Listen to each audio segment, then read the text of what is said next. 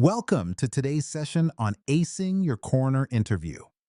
Being a coroner is a critical role that involves not only scientific expertise, but also compassion and effective communication. Let's dive into some key questions you might face and how you can handle them with confidence, starting with how you work alongside law enforcement and legal teams. Can you share an experience where you had to collaborate closely with law enforcement or legal teams on a case? What was the final outcome?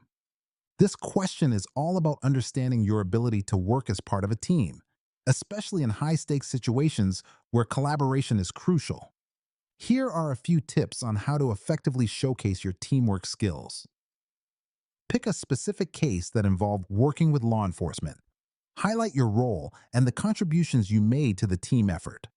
Discuss any challenges you faced and your strategies for overcoming them. Talk about the outcome and how your collaboration made a difference. Reflect on what you learned from the experience to show personal growth. Let's look at an example of how you might construct your answer. In one instance, I worked with local law enforcement on a sudden death investigation. I provided my findings on the cause of death, guiding their direction. Despite challenges in collecting witness statements, our coordinated efforts led to a comprehensive understanding of the incident, ultimately bringing closure for the family. By the way, we're only covering a handful of questions in this video, but I've prepared a free PDF with all 30 top interview questions for Coroner. It also includes example answers and tips to help you prepare with confidence. The download link is just below. Tell me about a time when you had to convey sensitive information to a grieving family. How did you approach the conversation? This question explores your communication skills and your ability to handle delicate situations with empathy and clarity. Here are some points to consider when discussing how you handle such conversations.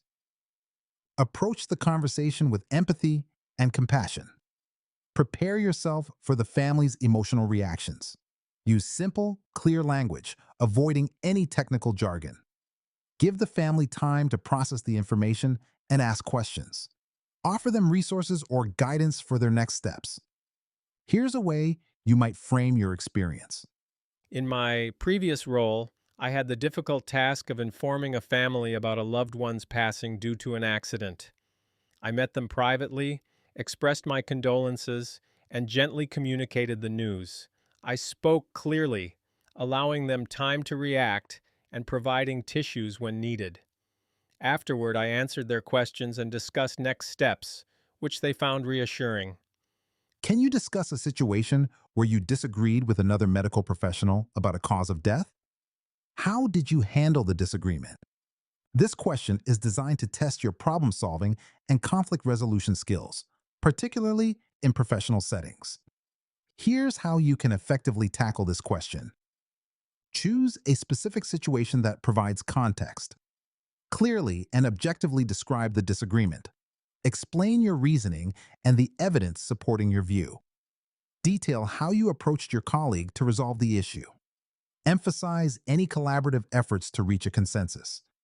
Consider the following example. Answer. In a case involving a suspicious drowning, I disagreed with a physician who concluded it was a heart attack. I reviewed the autopsy results and noted water in the lungs. I arranged a meeting to discuss my findings calmly and suggested consulting a specialist in drowning cases, which confirmed my initial assessment. How would you handle a situation where there's family pressure to rule a suspicious death as accidental despite conflicting evidence? This question examines your ethical decision-making and ability to handle sensitive family dynamics while maintaining professional integrity. Here are some strategies to approach this challenging situation. Maintain a calm and compassionate demeanor while listening to family concerns. Emphasize the importance of conducting an unbiased investigation. Communicate your findings clearly and explain your reasoning. Offer to discuss the process with the family to build their trust. Refer to legal and ethical guidelines to support your decisions. Here's how you might articulate your approach. I would start by listening to the family's concerns empathetically. Then, I would explain the investigation process, highlighting why the evidence points to a different conclusion. By clearly communicating the facts, I aim to foster understanding and transparency. You're called to a scene with multiple suspicious deaths. How would you go about prioritizing your tasks? This question gauges your crisis management skills and ability to remain organized under pressure. Here are some steps to effectively manage such a scenario. Ensure the scene is safe from any immediate hazards. Secure the area to protect evidence integrity, allowing access only to authorized personnel. Gather information from first responders and witnesses to get a grasp of the situation. Prioritize examining evidence and the deceased to determine cause of death. Document everything meticulously, including taking photographs and notes for future analysis. Let's look at an example of how this might be handled.